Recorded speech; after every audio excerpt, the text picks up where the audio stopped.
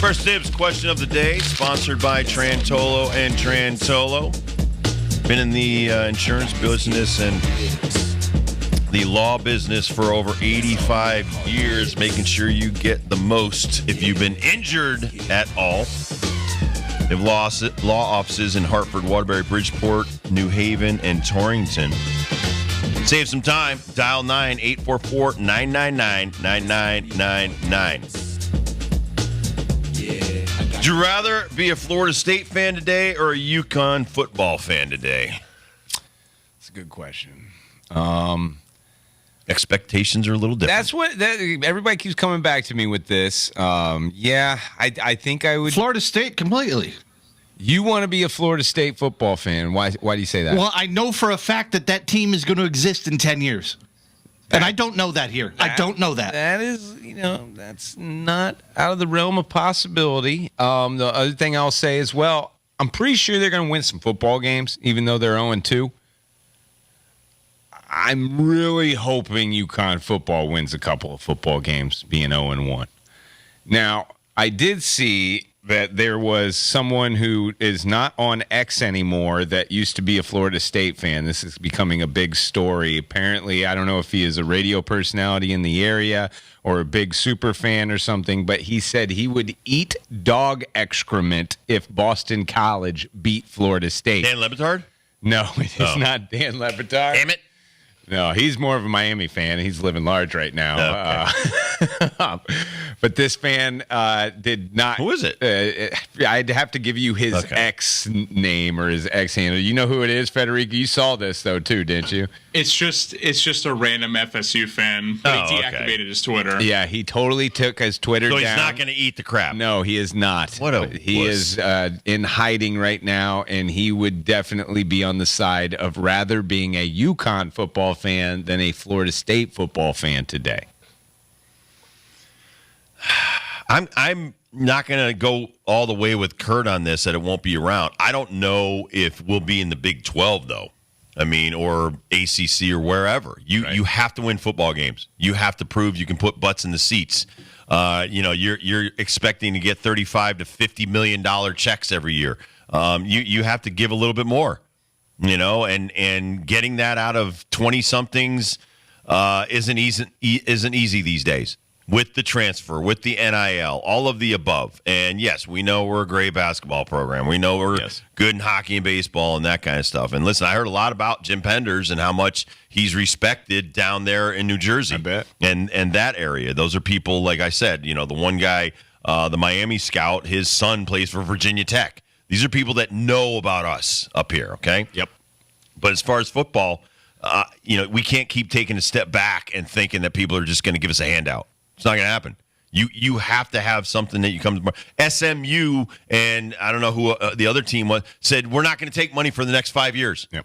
To get into the ACC, and they're not getting $35 million a year for the next 5 years. So what their boosters did, they came up with the money. I don't think we have boosters that have that kind of money. I don't even know that. So that's where I am with Kurt. I don't know who's going to step up and start giving some of these checks to football players to come to UConn to lose. You got to start winning. Yeah. And watching that game, beyond thinking, wow, the Big 12 officials are not going to like this, I kept thinking, who is going to pay these kids NIL now? Exactly. Why would I get any kind of return on my investment for that? But I will say this, because we had this last year as well. We got some pretty cool UConn gear. And after games like Saturday, I take it off before I go out on Saturday night because it's embarrassing. If I'm Florida State, like today, I'm rocking UConn.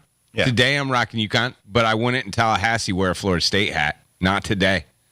Maybe even in Florida, in the state of Florida. I always wear UConn. Here's the thing that we have, though, that Florida State doesn't. We don't have Florida and Miami big brothers running around here. No. Like Yale, Yale's Yale. They got their own listen, thing Atlanta, Georgia is an hour and a half from the line of Florida. The one thing you've got Georgia right there, too. So I don't just say Miami and Florida State, dude. You've got, and listen, Central Florida's been pretty good. in football. So, I mean, there's some really good football schools down there. And listen, there's not that many great football schools around here. I wouldn't wear my UConn stuff around Boston College today. No. But listen, Boston College 30 years ago was one of the top 25 programs. Hey, man, hats off to them for the performance last night. I thought they played awesome last night. That Castellanos quarterback, he can hang with anybody in any program. That Rochambeau kid that runs the football for him, great little running back that they got. Love their scheme, love their attitude. I think Boston College football Don't bet program, against Catholics. I keep telling you they that. had a great weekend this week. Notre Dame, great same Monday thing. night. Yeah. The Catholics had a great weekend. Catholics are hot. Catholic football is hot right now. I don't know. It was a tough weekend, I think, for me, just because of. And again, I didn't expect a win. No, I didn't expect a win, but I didn't expect to get boat race like we did. I honestly think. Shown the door. Listen, Shown the door. Looking at the highlights, honestly, we're still beating ourselves. Yeah. We're there. We're there. I think we have the talent, but it's like execution seems to be missing. Right. And, school some people real quick. You have to do certain things on defense. You have to do certain things on offense. People have to do their jobs to make things work. And if a couple people miss assignments. One person missing the whole an play assignment. Blow a play up. Starts up front. If you miss one block up front, the whole play's done. If you miss one assignment, as far as running the wrong route, that could be a pick six the other way. The tackling, that's why I say you're there on defense more than offense. But on defense, they're there. They are looking the tackle in the face. They are looking the play right down the barrel. They just got to make it. The Ty Felton, the receiver that we made look like an All-American on Saturday, his little hitch route that he catches right after we score a touchdown. I mean, you got two dudes that it looked like they must have been covered in oil or something, and that's how they slipped off of this dude. Wrap up, keep your feet, make the play. You're there. You are there.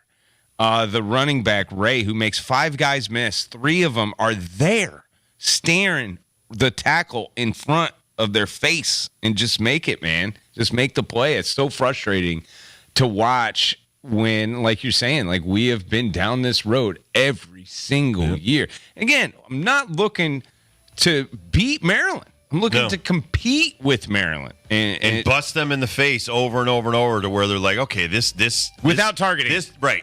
No, I'm talking about hitting hard, whatever, making them know they're in a fight. Yeah. And you're like, that's how you get respect. And people will be like, hey, we beat them, but man, they beat the crap out of us in return. Wasn't easy. We've got to beat Merrimack. Got to. It's a must. All right, let's talk to Tim Brando. Let's ask him, some of the particulars about some of the big-time programs out there. I thought that was a huge win for USC. Nobody expected them to go in LSU and do that kind of stuff. So true. Not easy to win in some of these big, even Texas A&M. That was kind of a letdown. Tim Brando from Fox Sports, everybody, next.